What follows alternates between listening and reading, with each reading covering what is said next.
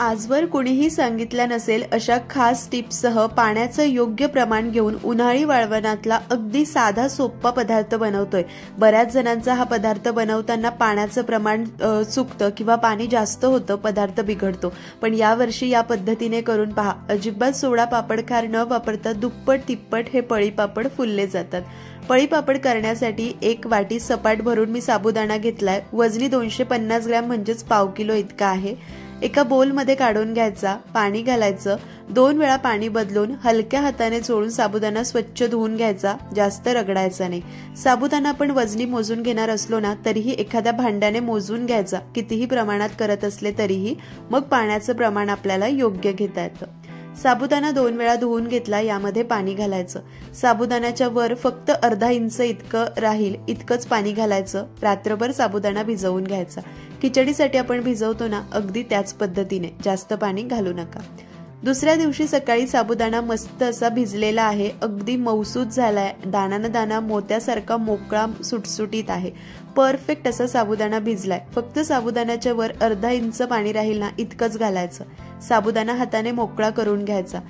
चला, साबुदाणा तर आपला भिजलेला आहे छान। आता याला शिजवण्यासाठी पाण्याचं प्रमाण किती घ्यायचं ते पाहूया। हे मिश्रण शिजवण्यासाठी एखादी जाड तळाची कढई किंवा भांडं घ्यायचं। पातळ भांडं घेऊ नका, नाहीतर तळाला करपण्याची शक्यता असते। आता या वाटीने 1 वाटी साबुदाणा होता, तर बरोबर साबुदाण्याच्या 5 पट म्हणजेच 5 वाट्या इतकं पाणी आपल्याला इथे घ्यायचंय। पण हे संपूर्ण पाणी आपण वापरणार आहोत का किंवा कमी जास्त करणार आहोत ते मी तुम्हाला पुढे सांगेलच, पण सुरुवातीला तर साबुदाण्याच्या 5 पट पाणी गरम करायला ठेवायचं। हे 4थं भांडं आणि हे 5वं भांडं। पुढची तयारी करेपर्यंत या पाण्यावर झाकण ठेवून आपण एक उकळी येण्यासाठी याला गॅसवर ठेवूया। पाण्याला उकळी येईल तोपर्यंत पुढची तयारी करूया। तर 250 ग्रॅम म्हणजेच पाव किलो इतका साबुदाणा होता, तर त्यासाठी मी 3 अगदी लहान लहान आकाराचे कच्चे बटाटे घेतले, त्यांचे साल काढून घेतले। अगदी मोठा बटाटा असेल ना, चिप्ससाठी वापरतो तो, तर एकच वापरला तरीही चालेल। मध्यम असेल तर 2 बटाटे वापरू शकतात किंवा असे लहान असेल तर 3 बटाटे वापरा। मध्यम होलच्या किसणीने बटाटा आपल्याला किसून घ्यायचा आहे। बटाट्याचा किस सुद्धा पळी पापड मध्ये घातला ना की पळी पापड चवीला छान लागतात आणि दिसायलाही मस्त दिसतात। बटाटा किसून घेतलाय, 2-3 वेळा पाण्याने स्वच्छ धुवून घेते आणि पुढची तयारी करेपर्यंत याला पाण्यात ठेवते, म्हणजे काळा पडणार नाही। चला, इथे बटाटा किसेपर्यंत पाण्याला खळखळून उकळी आली आहे। आता या पाण्यातनं ना, ज्या भांड्याने आपण पाणी मोजून घातलं होतं त्या भांड्यामध्ये 3/4 भांडं म्हणजे 3/4 वाटी मी इथे पाणी काढून घेते, म्हणजेच पाऊण वाटी इतकं। कढईमध्ये मी फक्त 4.25 वाटी इतकं पाणी ठेवणार आहे। बऱ्याच वेळेला साबुदाण्याच्या क्वालिटीनुसार पाणी जास्त होऊन जातं, मिश्रण पातळ होतं आणि पळीपापड चांगले होत नाही, म्हणून पाऊण वाटी इतकं मी पाणी काढून घेतलंय। गरज वाटल्यास आपण वाढवू शकतो। आता यामध्ये मीठ घालायचंय, तर मी 1.5 टीस्पून इतकं मीठ घालते, तुम्ही तुमच्या चवीनुसार घालू शकतात। पाण्याला छान अशी उकळी आली आहे। मीठ घातल्यानंतर सुद्धा आपण मिक्स करून घेतलं। एक्स्ट्रा पाणी आपण बाजूला काढून ठेवलंय पाऊण वाटी इतकं। आता यामध्ये साबुदाणा घालायचा आहे। साबुदाणा घालताना असा मोकळा करून घालायचा आणि एकदम ओतू नका, अंगावर गरम पाणी उडण्याची शक्यता असते। थोडा थोडा साबुदाणा व्यवस्थित घाला।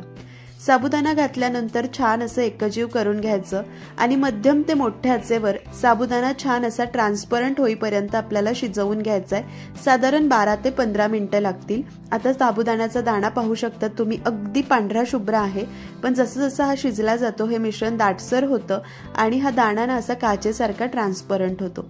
मध्यम आचेवर शिजवून घेते। हे मिश्रण शिजत असताना प्रत्येक एक अर्धा मिनिटाला तळापासून मिक्स करा, म्हणजे तळाला लागत चिकटत नाही, एकसारखा हा साबुदाणा शिजला जातो। जसं जसं हे मिश्रण शिजलं जातंय त्याचा चिकटपणा वाढतोय आणि हे मिश्रण घट्ट होतंय, तुम्ही पाहू शकतात। फक्त मध्ये मध्ये मिक्स करत राहायचं। तर सुरुवातीपासून इथे साबुदाणा शिजायला ठेवून एक 10 ते 12 मिनिटं झालेले आहे आणि साबुदाणा परफेक्ट इथे शिजलाय, तुम्ही पाहू शकतात। सगळे साबुदाण्याचे दाणे असे ट्रान्सपरंट झालेले आहे। सुरुवातीला अगदी पांढरे पांढरे होते, आता काचेसारखे ट्रान्सपरंट झाले। आता यामध्ये बटाटा घालायचा आहे। तर जो बटाटा आपण किसून धुवून ठेवला होता त्याला मी पाण्यात ठेवलं होतं, तर पाण्यातनं काढून असा पिळून घालायचा, म्हणजे एक्स्ट्रा पाणी या मिश्रणात जायला नको। बटाटा सुरुवातीला घातला ना अगदी गाळ होऊन जातो, मिश्रणाचं टेक्स्चर बदलतं आणि पापड सुद्धा व्यवस्थित होत नाही, म्हणून 10-12 मिनिटं साबुदाणा असा ट्रान्सपरंट होईपर्यंत शिजवायचा। नंतर बटाट्याचा किस पिळून यामध्ये घालायचा। परत हे मिश्रण आता एक 7 ते 8 मिनिटं शिजवून घेऊया। आता परत एकदा मिश्रण शिजत असताना गॅस मध्यम ते मोठाच ठेवायचा आणि मध्ये मध्ये मिक्स करत राहायचं, कारण हे आता दाटसर झालेलं आहे, तळाला लागण्याची फार शक्यता असते। एक 7 ते 8 मिनिटं अजून हे मिश्रण शिजवून घेतलं। साबुदाणा अजून चांगला शिजला गेलाय, मिश्रण थोडंसं घट्ट झालेलं आहे आणि बटाटा सुद्धा एक 60 ते 70% इतका शिजलाय। नखाने दाबला की लगेच तुकडा होतोय, पण मॅश होत नाहीये, म्हणजे परफेक्ट शिजलाय। इतकं मिश्रण शिजण्यासाठी सुरुवातीला साबुदाणा घातल्यापासून ते आत्तापर्यंत 20 ते 22 मिनिटं लागले। आता तुमचं प्रमाण जास्त असेल तर तुम्हाला वेळ जास्त सुद्धा लागू शकतो। या पद्धतीने परफेक्ट मिश्रण झालंय। यापेक्षा जास्त दाटसर करायचं नाही, कारण गार झाल्यानंतर अजून हे दाट होतं। ही परफेक्ट कन्सिस्टन्सी आहे। जे पाऊण वाटी आपण पाणी एक्स्ट्रा काढून ठेवलं होतं त्या पाण्याची इथे मला गरज पडली नाहीये। बऱ्याच वेळेला साबुदाण्याच्या क्वालिटीनुसार थोडंसं पाणी एक्स्ट्रा लागण्याची शक्यता असते। इथे तुम्हाला घट्ट वाटत असल्यास थोडंसं पाणी तुम्ही वाढवू शकतात। बरेच जण काय करतात, साबुदाण्याच्या 5 पट पाणी घेतात आणि तितक्याच पाण्यामध्ये हे मिश्रण शिजवतात, तर शिजवत बसायला वेळ खूप जास्त लागतो। कधी कधी मिश्रण पातळ होतं आणि पापड्या व्यवस्थित होत नाही, म्हणून सुरुवातीला पाऊण वाटी पाणी काढून ठेवायचं, शेवटी गरज वाटल्यास ते पाणी घालायचं किंवा मग बाजूला ठेवून दिलं तरीही चालेल। आता आपलं मिश्रण शिजलेलं आहे। एक 2 मिनिटं मी याला सतत मिक्स करत होते गॅस बंद केल्यानंतर। थोड्याशा वाफा केलेल्या आहे आणि आता हे प्लास्टिक पेपरवर टाकून आपल्याला पळी पापड करून घ्यायचे।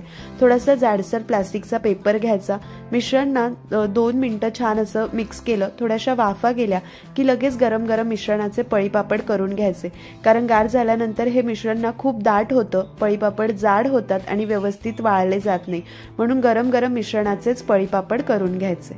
तर पळी पापडना खूप जास्त जाड सुद्धा करायचं नाही। अर्धी अर्धी पळी मी मिश्रण घालते आणि हलकसं तिथल्या तिथे पसरून देते। जास्त पसरवण्याची गरज नाहीये, ते त्याचं पसरलं जातं। जसं आपण एक पळी पापड घालतो ना, अगदी अर्ध्या मिनिटामध्ये हे मिश्रण गार होऊन जातं। फक्त गरम गरम असताना लगेच झटपट पळी पापड करून घ्यायचे। गॅस बंद झालं, 2 मिनिटं थोडंसं गार होऊ द्यायचं आणि लगेच पळी पापड करायला घ्यायचे। परफेक्ट होतात। पाव किलो साबुदाण्यामध्ये बरोबर 50 पळी पापड तयार होतात एकसारखे। वाळल्यानंतर छान पातळ होतात।